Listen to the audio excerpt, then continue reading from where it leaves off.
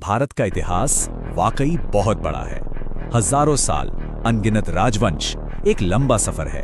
तो चलिए इसके सबसे शक्तिशाली साम्राज्यों की एक तेज यात्रा पर निकलते हैं। तो सवाल ये उठता है कि इन 12 साम्राज्यों और 3000 सालों के इतिहास ने आखिर आज के भारत को कैसे बनाया? कैसे इंडिया बना? चलिए इस दिलचस्प पहेली को मिलकर सुलझाते हैं। जरा सोचिए, मौर्यों ने पहली बार भारत को एक किया, फिर आए चोल जिनका शासन कमाल का लंबा चला, गुप्तों का वो दौर जब ज्ञान और विज्ञान अपनी बुलंदी पर थे, फिर मुगलों की शानदार वास्तुकला और आखिर में अंग्रेज जिन्होंने सब कुछ बदल कर रख दिया। सच कहूं तो ये कहानी किसी महाकाव्य से कम नहीं है। तो हमारी कहानी की शुरुआत होती है बहुत पहले, प्राचीन काल में, जब इंडो आर्यंस मध्य एशिया से आए।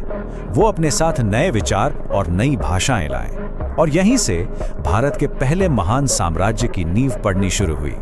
हुआ यूं कि सिकंदर महान के हमले के बाद उत्तर भारत में एक खालीपन सा आ गया था, एक पावर वैक्यूम।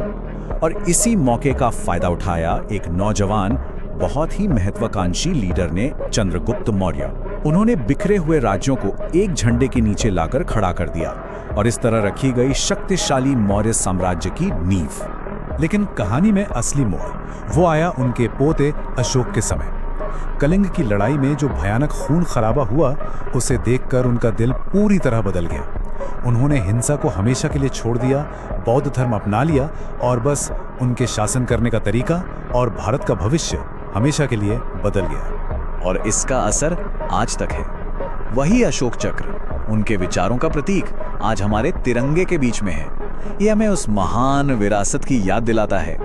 अच्छा, अब कहानी को आगे बढ़ाते हैं और चलते हैं एक ऐसे दौर में जिसे हम भारत का गोल्डन एज भी कह सकते हैं। एक ऐसा समय जो अपनी संस्कृति, विज्ञान और कला के लिए जाना जाता है। दक्षिण भारत में चोल साम्राज्य ने कुछ ऐसा कर दिखाया जो सुनने में नामुमकिन सा लगता है। उन्होंने 1500 साल, जी हाँ 1500 साल से भी ज्यादा वक्त तक राज किया। ये भारतीय इतिहास का सबसे लंबा चलने वाला राजवंश है। वो सिर्फ शासक नहीं थे, कला के, आर्किटेक्चर के बहुत बड़े संरक्षक थे। उनका असर तो दक्षिण पूर्व एशिया तक फैला हुआ था। खैर, वक्त के साथ अंदरूनी लड़ाइयों और नए राज्यों के उभरने से उनके इतने लंबे शासन का भी अंत हो गया। और उसी दौरान उत्तर में गुप्त साम्राज्य उभर रहा था, जिसे भारत का स्वर्ण युग या गोल्डन एज कहा जाता है। ये वो दौर था जब आर्यभट्ट जैसे गणितज्ञ और कालिदास जैसे साहित्यकार ज्ञान की दुनिया में क्रांति ला रहे थे। अच्छा, ये गोल्डन एज मुमकिन कैसे हुआ? समुद्रगुप्त जैसे जबरदस्त शासकों की वजह से, जिन्हें तो भारत का नेपोलियन तक कहा जाता था।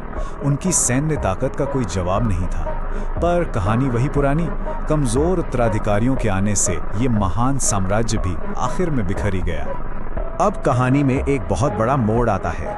उपमहाद्वीप की पावर डायनामिक्स पूरी तरह बदलने वाली थी, क्योंकि अब उत्तर पश्चिम से नए शासकों का दौर शुरू हो रहा था। और ये दौर पहले से बिल्कुल अलग था। देखिए, एक तरफ थे गुप्त जो ज्ञान और विज्ञान को बढ़ावा दे रहे थे, और दूसरी तरफ आए खिलजी सल्तनत के शासक जैसे अलाउद्दीन खिलजी, जिनका पूरा ध्यान था जीत और तबाही पर। सोचिए, नालंदा जैसी महान लाइब्रेरी को जला लिया गया, जिससे ज्ञान का कितना बड़ा खजाना हमेशा के लिए खत्म हो गया। खिलजी के बाद आए मुगल, एक ऐसा नाम जिसने भारत के इतिहास पर गहरी छाप छोड़ी। उन्होंने पुरानी सल्तनतों को हराया और एक ऐसा साम्राज्य बनाया जो 300 साल से भी ज्यादा चला। यही वो थे जो लड़ाई में बारूद लेकर आए और टैक्स वसूलने के लिए जमींदारी सिस्टम भी लागू किया। उनका असर इतना गहरा था कि कहा जाता है 300 सालों तक मुगलों ने पूरे हिंदुस्तान में अपना डंका बजाया, और ये बात काफी हद तक सही भी है। लेकिन कोई भी साम्राज्य हमेशा के लिए नहीं रहता। जैसे जैसे मुगल सत्ता कमजोर होने लगी, भारत की अपनी ताकतें उन्हें सीधी टक्कर देने के लिए उठ खड़ी हुई। खासकर पश्चिम में एक नई शक्ति का उदय हुआ। छत्रपति शिवाजी महाराज के नेतृत्व में मराठा साम्राज्य ने जन्म लिया और ये मुगलों के लिए एक बहुत बड़ी चुनौती बनकर उभरा। शिवाजी महाराज की शुरुआत बहुत मामूली थी, बस कुछ किले और एक छोटी सी सेना, बस इतना ही था उनके पास।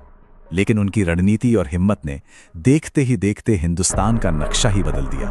और एक वक्त ऐसा आया जब मराठा साम्राज्य का झंडा उपमहाद्वीप के 40% से भी ज्यादा हिस्से पर लहरा रहा था। ये उनके उदय की एक अविश्वसनीय कहानी है। लेकिन मुगलों को चुनौती देने वाले सिर्फ मराठा ही नहीं थे। उत्तर में महाराजा रणजीत सिंह ने एक मजबूत सिख साम्राज्य खड़ा कर दिया था, जिसने पुरानी ताकतों को और भी चुनौती दी।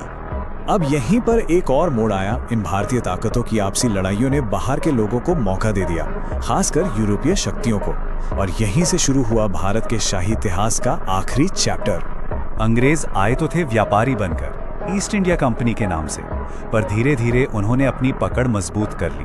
पहले मराठों को हराया, फिर सिखों को, और 1858 आते आते पूरे भारत पर ब्रिटिश राज कायम हो गया। अब ब्रिटिश राज की विरासत को समझना थोड़ा मुश्किल है, क्योंकि इसके दो पहलू हैं। एक तरफ उन्होंने रेलवे बनाई, सती प्रथा जैसी कुरीतियों को खत्म किया, तो दूसरी तरफ उनकी नीतियां शोषण करने वाली थीं। जलियांवाला बाग का नरसंहार और देश का बंटवारा, ये सब काले अध्याय भी उसी दौर की देन है। और फिर आखिरकार महात्मा गांधी जैसे महान नेताओं की प्रेरणा से पूरा देश आजादी के लिए एक साथ खड़ा हुआ और सदियों से चले आ रहे साम्राज्यों के इस दौर को हमेशा के लिए खत्म कर दिया।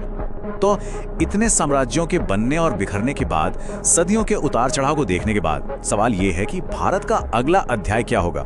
ये एक ऐसा सवाल है जो हमें सोचने पर मजबूर करता है, और इसका जवाब तो खैर आने वाला वक्त ही देगा।